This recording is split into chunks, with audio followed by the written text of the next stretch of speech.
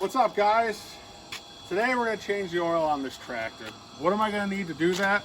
I'll show you what we're going to need to do that. First, I've got my manual here. This manual, to be honest with you, not super helpful. Pretty much says change the oil, and that's it. Not really super detailed or anything, so not going to use that. We are going to use a nice set of sockets and some other tools, drain the oil, change the filter. We're going to grease this baby up, get it back to work.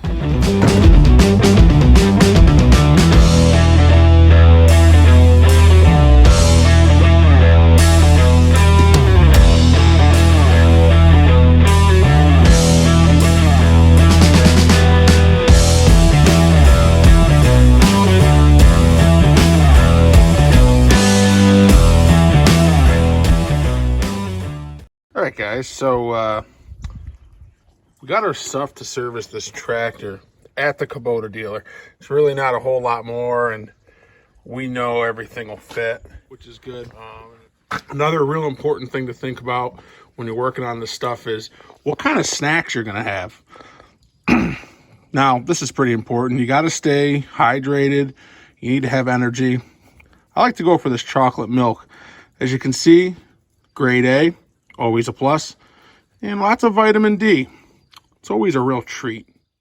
All right, here's a tip for you. When you're getting ready to work on something, get all the stuff you think you might need before you go and crawl under there, because you guys are young, you'll be able to get up and down real quick, but when you get old like me, just don't move quite as quick as you used to. So get everything rounded up, put it close by. Make your life easier.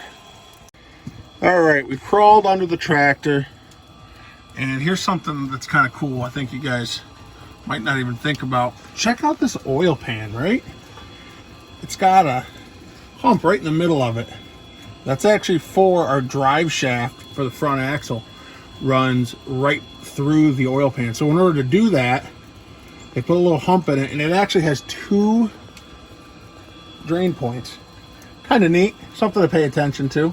Another thing you want to think about is when you select your drain pan, make sure it's big enough to hold all the oil. Don't make that mistake. It's a mess. Like I said before, handy to have your stuff down here. Turns out, drain plug on this unit is a 19 millimeter.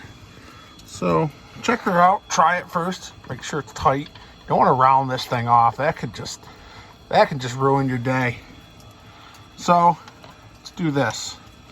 Let's go ahead and break her loose. See how it works.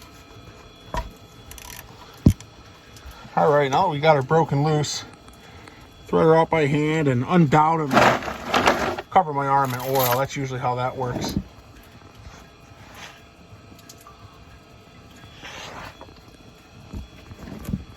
Let's see if I can do this without making a gigantic mess. So now if you keep pushing up on it, you won't drop it. That's the trick. Keep pushing up into the oil pan until you get her threaded all the way out. Boy, this is a long threaded one, huh?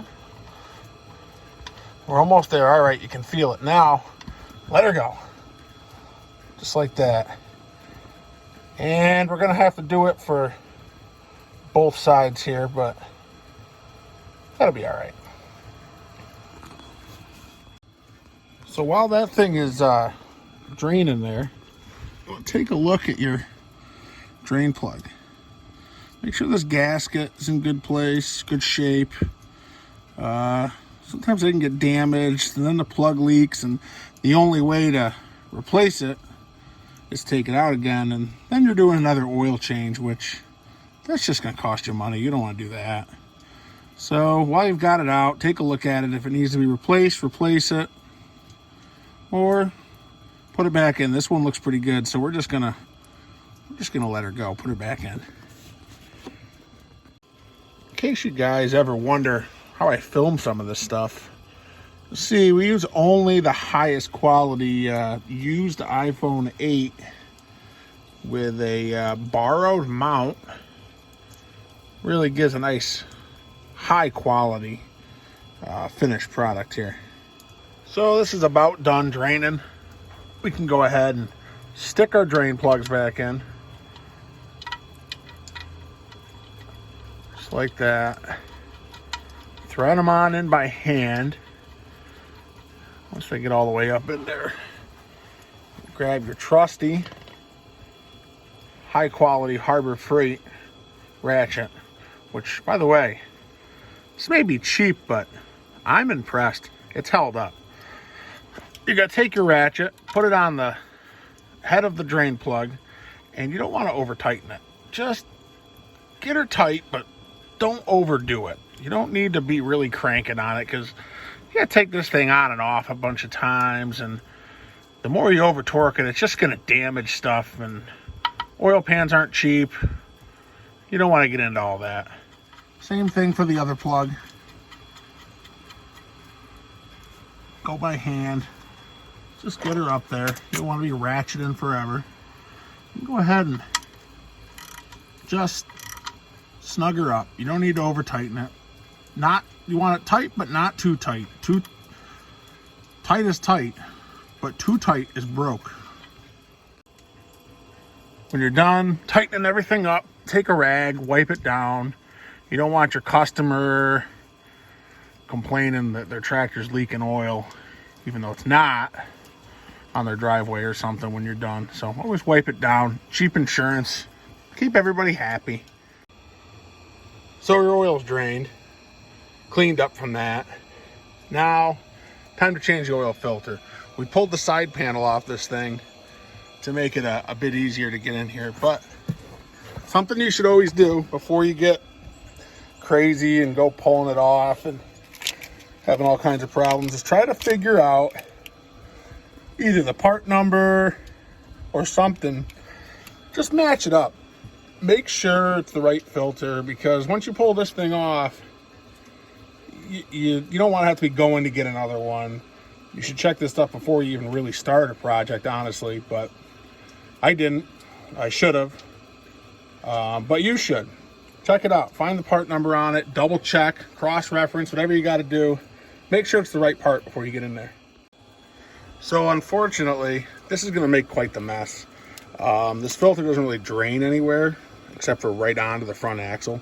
So, we've got our drain pan underneath it. Positioned pretty much so we can catch hopefully all of it. But pay attention to what you're working on. You might need two, or be prepared to clean some stuff up, because stuff happens sometimes. So loosen her up. Slowly start backing her off by hand. You can see the oil's already running all over. Make an adjustment. Make sure your pan's catching it. Go ahead and spin her off. Like so. And usually what I do is let them drip out for a while like this, but you're always going to want to make sure they're drained out before you go and recycle them, because the parts guy doesn't really like that too much. All right. So usually with an oil filter like this, people are going to tell you, fill it up with oil before you put it on. And that's a great idea, but there's a problem here, because this oil filter goes on sideways. So if I fill this thing up with oil, it's just going to make more of a mess. So don't bother. If your oil filter is horizontal like this, don't bother filling it with oil. If it's a vertical unit, like so, you want to fill it up, because it'll reduce the amount of time your engine's running with no oil pressure. No oil pressure could damage your engine, or at the very least, just reduce the overall life expectancy of it. But something you should do, and a lot of people will use used oil for this, and I've even done it a couple times, and you shouldn't. But you take fresh oil, you want to lubricate that O-ring on there. And the reason you use fresh oil is this used oil could have like some crud or something in it, and all it takes is a little burr or a little piece of sand or something, and next thing you know, the filter's not sealing right, starts leaking. Just a mess. Use the new oil on it. You already have it. Might as well lube it up. So we'll put this thing back together. We're going to fill it with oil, and we'll go from there. another thing you want to do is you want to make sure this is clean. Same thing. Any dirt, debris can cause a leak. And you don't want that, because the only way to fix that is to end up changing the oil again. So let's do it right the first time. We'll wipe this thing down real good so we know there's no debris or anything in there to cause a problem. Now, another thing you always want to check is sometimes when you take these filters off, the O-ring will stick to the housing. And then when you put this new filter on, it doesn't seal good. It makes a gigantic mess. Ask me how I know. Been there. Not fun. Makes a giant mess. So let's throw this thing on. Let's install it so we can be on with our day. Now again, when you tighten these things down, you don't need to go super tight. You just need to get it on there a little bit more than hand tight. You don't want to use a wrench on it, but you want to make sure that this thing isn't going to vibrate loose while you're operating it and start losing oil pressure and cause a big giant Exxon Valdez style spill.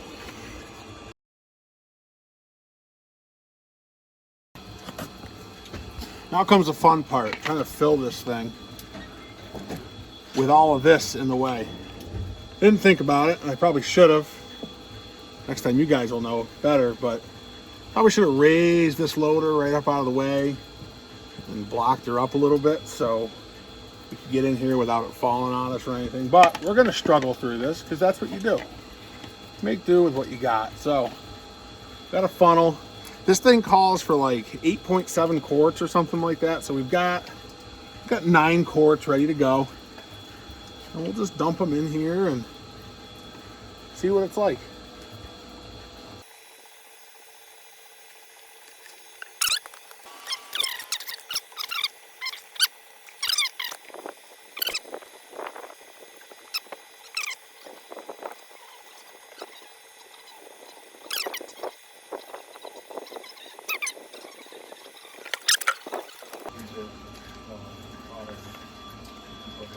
Let's try this again.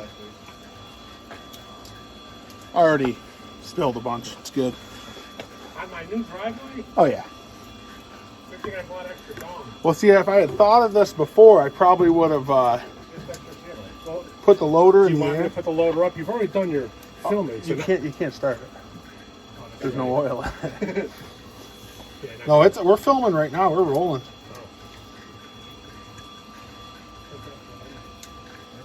You guys are on the YouTube right now.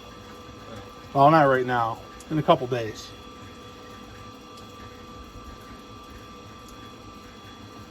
.7 quarts, you said? 8.7. Cool. All right, so now we're going to start this thing up and make sure we don't have any leaks and we can check the oil. Go ahead and start that up.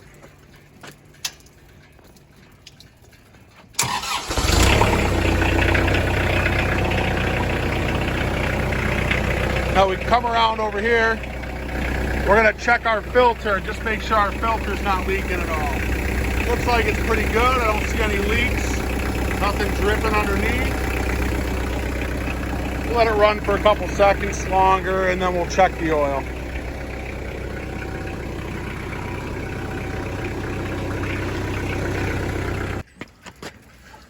All right, so tractor sounds pretty good. Just fired right up.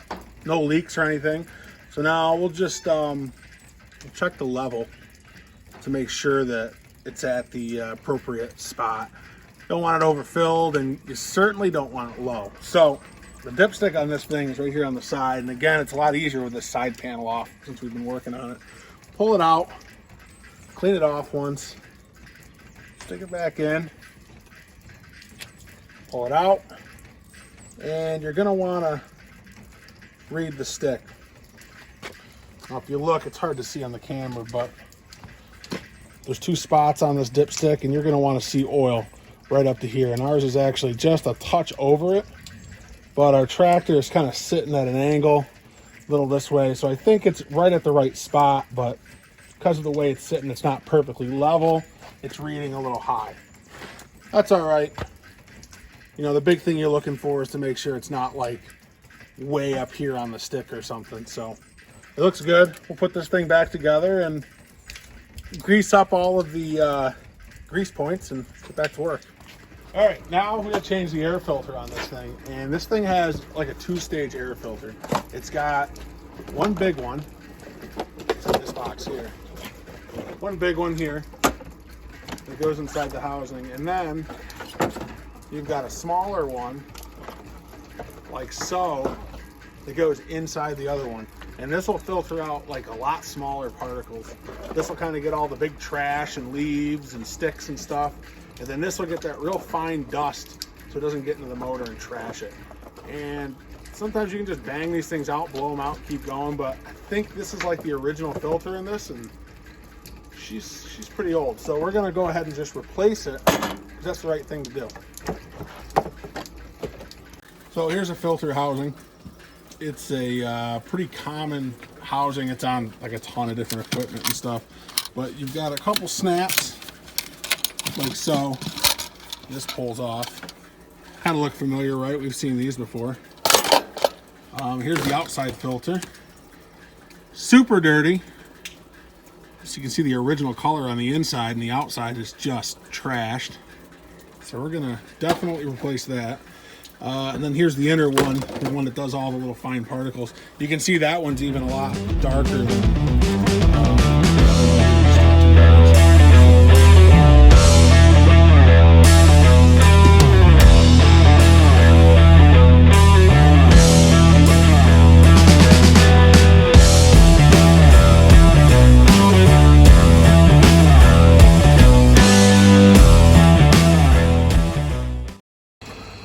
So we were greasing this thing. We noticed we were missing a pin that holds the end of this ram in. You can see right there. And it's supposed to look like this. It's just a bolt that goes through and holds it in.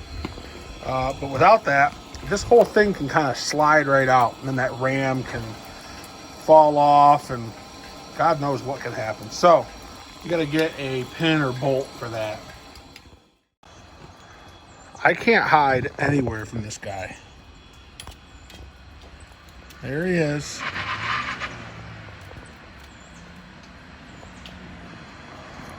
Doesn't matter where I go, he always shows up.